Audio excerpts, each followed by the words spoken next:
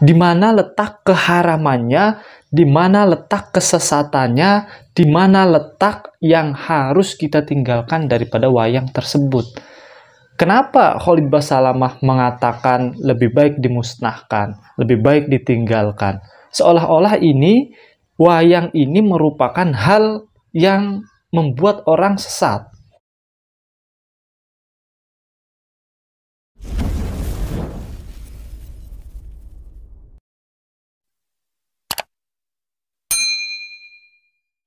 Assalamualaikum warahmatullahi wabarakatuh. Bismillah, alhamdulillah, wassalatu wassalamu ala rasulillah, la hawla wa la quwata illa billah, amma ba'd. Masih hangat diperbincangkan terkait tentang wayang, yang mana pemicu daripada kegaduhan ini adalah salah satu ustadz tetangga sebelah, yaitu Khalid Basalamah. Walaupun beliau secara tidak langsung menyebutkan bahwa wayang itu haram, akan tetapi dalam ceramahnya tersebut, dia mengatakan bahwa lebih baik dimusnahkan, ditinggalkan. Kalau kalimat-kalimat hal yang sudah mentradisi di Indonesia ini sering dibid'ahkan, ya, sering disesat-sesatkan, saya rasa ini sudah sering terjadi. Tapi kalau sudah bahasanya itu harus lebih baik dimusnahkan, lebih baik ditinggalkan, ini saya rasa sudah sangat membawa bensin ke api, ya, kurang lebihnya. Sudah ngajak perang lah kurang lebih.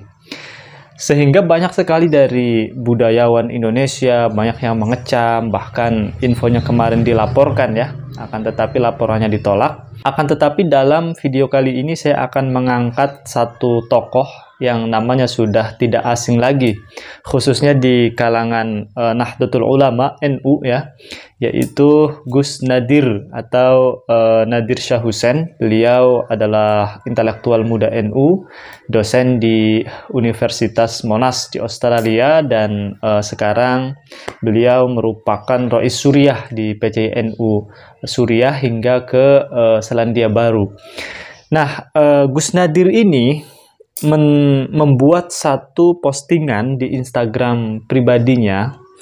Beliau memposting satu berita dari CNN Indonesia. Berita ini judulnya Khalid Basalamah minta maaf soal ceramah tentang wayang. Nanti akan saya tampilkan beritanya. Dan beliau membuat caption seperti ini. Tentu ini merupakan semprotan ataupun teguran dari Gus Nadir untuk Khalid Basalamah. Saya bacakan. Soal wayang, ini kan sebenarnya masalah tradisi yang sudah dipandang baik oleh masyarakat. Kita tahu sejarahnya wayang ini menjadi media atau sarana dakwah semenjak zaman Wali Songo, bahkan sampai sekarang. Di Cilacap itu ada salah satu ustadz, namanya Ustadz Ulin, ya. Beliau itu ketika berdakwah menggunakan medianya media wayang. Bagaimana sejarah Islam berdiri itu semuanya menggunakan wayang. Zaman dahulu, zaman Wali Songo, saya rasa peran wayang ini sangat membantu sekali, walaupun di situ ada peran agama Hindu-Buddha yang dulunya menggunakan wayang di kisah Ramayana dan Mahabharata, ya. Akan tetapi wayang ini kita sudah tahu bersama, ini adalah sesuatu yang sama sekali tidak menyalahi aturan syariat. Di mana letak keharamannya, di mana letak kesesatannya, di mana letak yang harus kita tinggalkan daripada wayang tersebut. Kenapa Khalid Basalamah mengatakan lebih baik dimusnahkan, lebih baik ditinggalkan? Seolah-olah ini wayang ini merupakan hal yang membuat orang sesat. Seolah-olah wayang ini dianggap sesuatu yang bisa merusak akidah umat muslim. Padahal kan tidak. Sama sekali tidak. Nah, saya lanjut baca caption dari postingan Gus Nadir. Saya ulangi, ya, soal wayang, ini kan sebenarnya masalah tradisi yang sudah dipandang baik oleh masyarakat. Dalam bahasa usul fikih, ini disebut dengan al-adah muhakkamah adat kebiasaan dijadikan panduan menetapkan hukum. Kaidah usul fikih adah muhakamah ini sering sekali kita dengar bersama, bahwa suatu tradisi, suatu adat itu bisa dijadikan landasan suatu hukum. Benar, suatu landasan hukum itu bisa dilihat dari adat tradisi suatu tempat, selagi suatu adat ini tidak menyalahi aturan-aturan koridor dalam Islam. Sehingga bolehnya adat dijadikan landasan hukum ini memiliki beberapa syarat. Nah, syaratnya ini sudah saya catat di sini. Sehingga adat ini bisa dijadikan landasan hukum itu harus memiliki syarat. Di antaranya pertama adalah tidak bertentangan dengan syariat. Ya, tidak bertentangan dengan syariat. Kita lihat, apakah wayang ini bertentangan dengan syariat? Apakah orang yang bermain wayang, dia agamanya atau keyakinannya rusak? Atau orang yang menggunakan wayang, para penontonnya, para hadirinya, ini keyakinannya menjadi menyimpang, menjadi tidak beribadah kepada Allah Subhanahu wa Ta'ala? Apakah seperti itu? Tentu kan tidak. Terus syarat yang kedua, tidak menyebabkan kemafsadatan dan tidak menghilangkan kemaslahatan. Kita lihat ketika dakwah wayang.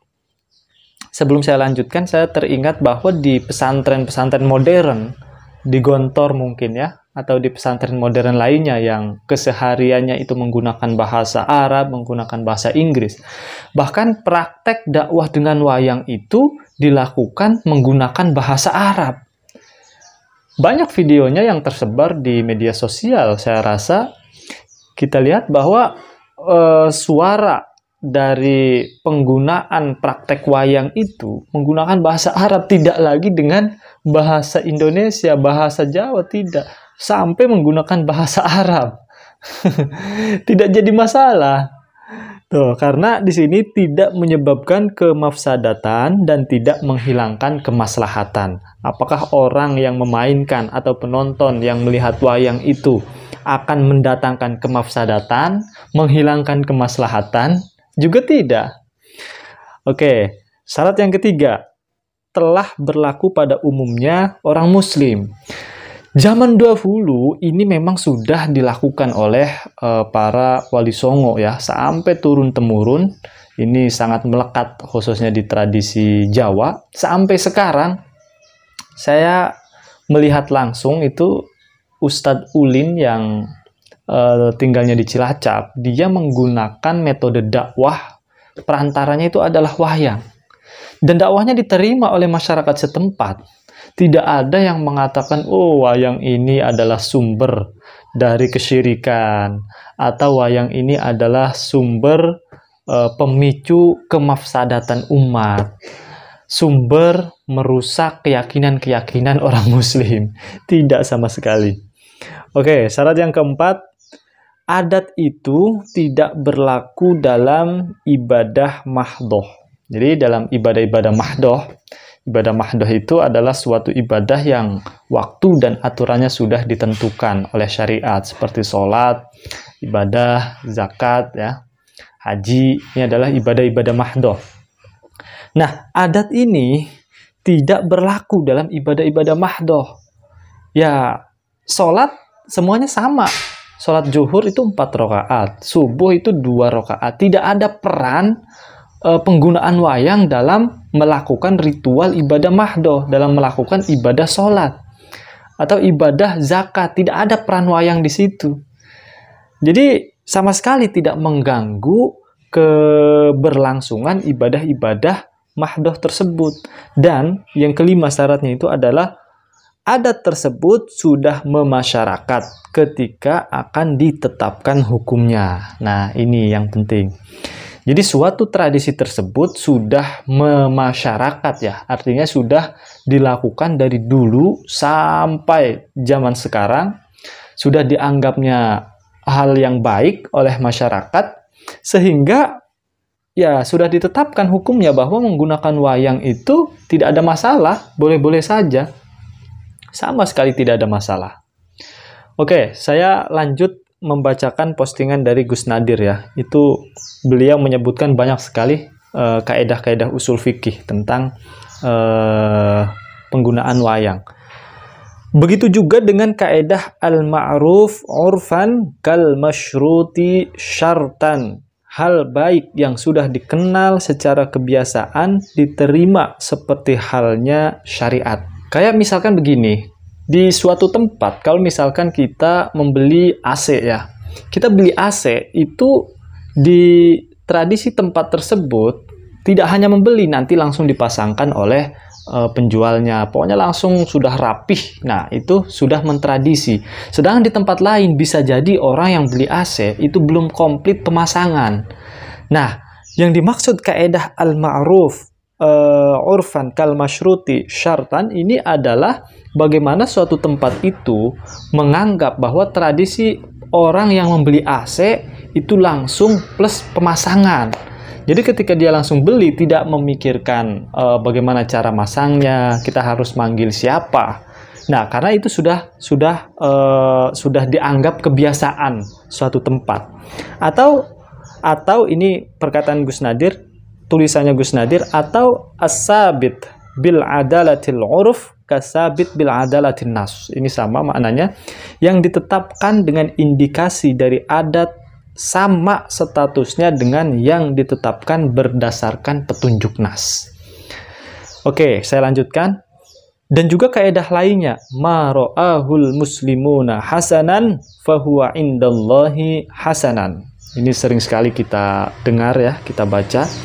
Apa yang dianggap baik oleh umat muslim, maka di sisi Allah pun dianggap baik.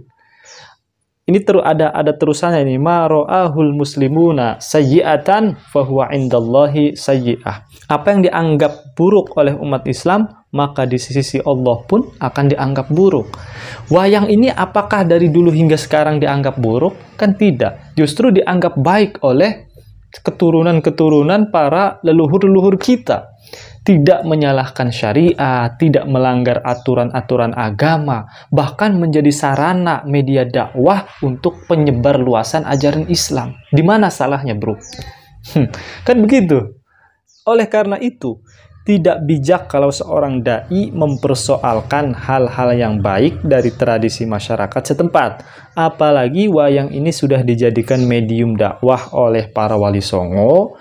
Kalau nggak ada wayang, belum tentu Islam diterima dengan sangat baik di masyarakat Jawa. Kita justru sekarang menikmati berbagai pesan moral, kebajikan, dan keagamaan lewat medium kisah-kisah perwayangan. Itu kurang lebihnya pesan dari Gus Nadir yang ditulis melalui akun Instagramnya. Bisa dicek bahwa seorang pendakwah ataupun mubaligh ya, mau tidak mau harus memahami ajaran-ajaran Islam itu secara universal, secara komplit, tidak boleh sepotong-potong, termasuk ketika menyampaikan hal-hal yang bernuansa tradisional. Bagaimana seorang mubaligh ini harus lebih bijaksana. Tentu dengan bijaksananya seorang mubaligh itu harus memahami dalil-dalil daripada kaedah usul fikih yang sudah kita sebutkan tadi. Sehingga pesan-pesan yang disampaikan dalam dakwahnya ini tidak melulu berpahaman secara ekstrim. Tidak melulu apa yang dianggap orang lain itu baik, dianggap tidak baik. Sehingga tidak melulu apa yang disampaikan oleh ustadz-ustadz yang tidak memahami kaedah usul fikih ini itu sebenarnya baik tapi dianggap bid'ah. Ini kita sudah sering mendengar ya. Oleh karena itu pemahaman akidah Ahlus Sunnah wal Jamaah melanjut kepada kaedah usul fikih. Kaedah fikihnya pun sangat wajib dipelajari, dipahami secara bersama oleh para dai, daiyah, mubaligh, mubalighah, sehingga apa yang disampaikan ini menjadi tidak bermasalah ya, tidak menjadikan polemik, tidak menjadikan keributan baik di media sosial ataupun di media nyata. Semoga pesan yang disampaikan oleh Gus Nadir Shah Hussein untuk Kang Khalid Basalamah ini menjadi peringatan untuk kita semua agar senantiasa memberikan kebijaksanaan yang baik dalam berdakwah, dalam menyampaikan ayat-ayat suci Al-Quran, dalam menyampaikan ajaran-ajaran Islam. Itu yang dapat saya sampaikan, semoga bermanfaat. Assalamualaikum warahmatullahi wabarakatuh.